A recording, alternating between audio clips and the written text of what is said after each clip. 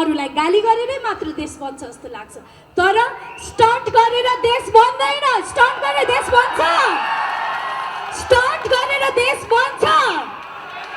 देश बनाउने हो भने योजना अनुरूप काम गर्नुपर्छ काममा इमानदारीता हुनुपर्छ त्यसकारण हामी स्टन्ट गर्ने युवा हैनौं काम गर्ने युवा बनौं त्यसकारण हामी अराजक युवा हैनौं अनुशासित युवा बनौं